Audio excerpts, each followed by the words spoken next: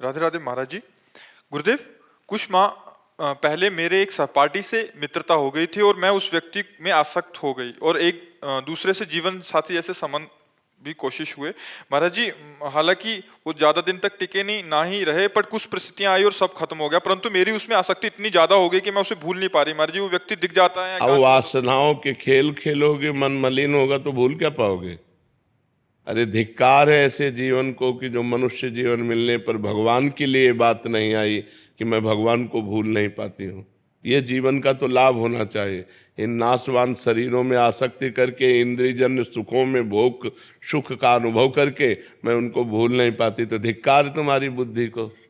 अपने जीवन को पतित करके, भ्रष्ट करके बुद्धि को मनुष्य में आसक्त कर लिया, यही तो नरक जाने का रास्ता है। और कौन सा रास्ता है? जीवन साथी चुनना है तो एक बार चुन लिया और आजीवन उसका निर्वाह किया तो जीवन साथी है। तो व्यभिचार प्रवृत्ति हुई आज इससे, कल उससे, परसों उससे, नरसों उससे, जिसे आजकल लोग कह रहे हैं ब्रेकअप, बॉयफ्रेंड गर्लफ्रेंड, ब्रेकअप, फिर बॉयफ्रेंड, फिर ब्रेकअप, फिर तीसरा बॉयफ्रेंड। ये क्या है? क्या आज शासन नहीं है ना? न माता पिता का शासन है, न समाज का शासन है, न शास्त्र का शासन, न भगवान का शासन, कोई स्वीकार नहीं है ना। इसलिए मनमानी आचरण होते हैं।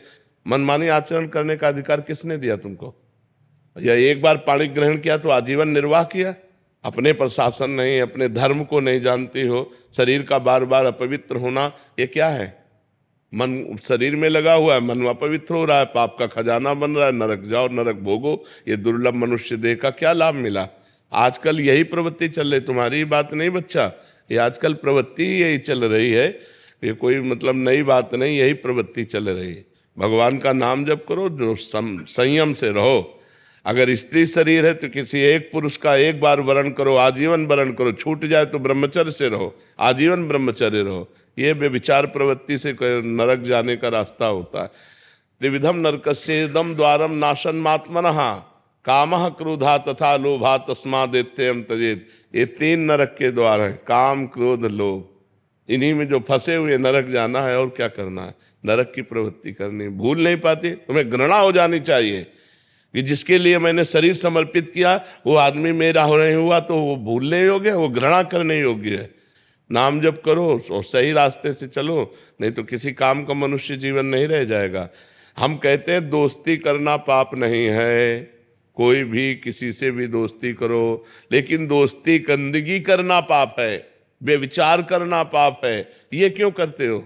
अगर आपको दोस्ती पक्की तो आजीवन निर्वाह करो, माता पिता का आशीर्वाद लो, देवताओं का अर्चन बंदन करो, ब्याह करो, एक साथ रहो, कोई बात नहीं, आजीवन रहो। ये क्या है? इससे बेविचार, उससे बेविचार, उससे बेविचार, तो किसी का शासन नहीं होता, इसीलिए मनमानी आचरण होते। कोई तुम्हारी बहुत अवस्था है क्या? ये मनमानी आचरणों से क्या होगा? अपने जीवन को खोखला करके नरक जाओ, नरक का रास्ता पुष्ट करो। इसलिए बच्चा सावधान, नाम जप करो और सावधान रहो और भगवान का आश्रय लेकर के धर्म पूर्वक जीवन व्यतीत करो। मनुष्य जीवन ये दिव्य मिला है, इससे भगवान की दिव्यता प्राप्त करो।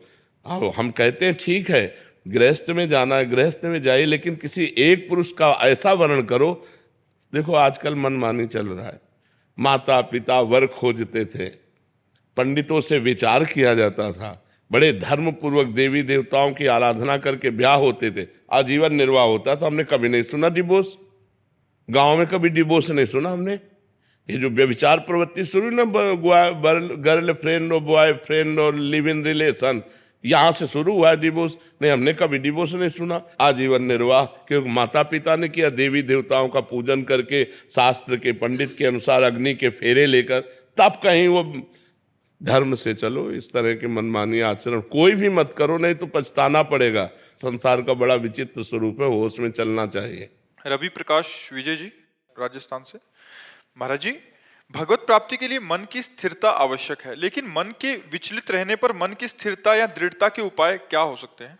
बार बार जहाँ मन जाए वस्तु व्यक्ति स्थान घटना परिस्थिति में, वहाँ से हटा करके अपने लक्ष्य में लगाना, भगवान के नाम में लगाना, रूप में लगाना, भगवान की लीलाओं के चिंतन में लगाना। या दूसरा, जहाँ जहाँ मन जाए हर वस्तु व्यक्ति स्थान घटना में भगवान को देखना कि ये वस्तु में भगवान है।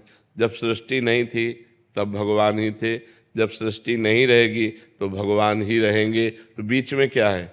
भगवान ही तो हैं। कोई ऐसी जगह नहीं, कोई ऐसा कण नहीं, कोई व्यक्ति नहीं जिसमें भगवान न हो। तो जिस वस्तु, व्यक्ति, स्थान, घटना पे मन जाए वहाँ से हटा हटा करके भगवान के नाम में लगाना, या वहाँ भगवान का दर्शन करना कि इसमें भी तो भगवान है, इसमें भी तो भगवान है। तो हर समय भगवान का चिंतन करने से मन एकाग्र होने लगता है। ये अभ्यास करत करत अभ्यास के जड़मत होत सुजान, रस्सी आवत जात ही सिल पर होत निशान। तो जब हम बार बार अभ्यास करेंगे, अतिशय रगड़ करे जो कोई, तो अनल प्रगट चंदन ते होई। चंदन से आग पैदा हो जाए यदि अतिशय रगड़ की जाए। तो जब हमारी जबान में बार बार रगड़ होगी राधा राधा राधा, या जो नाम प्रिय हो, और बार बार मन हटाकर राधा राधा राधा, तो हमारा मन एकाग्र होने लगेगा। जहाँ मन एकाग्र हुआ और भगवदानंद मिला, बस यम लब्ध्वा चापरम लाभम नामन्यते अधिकम।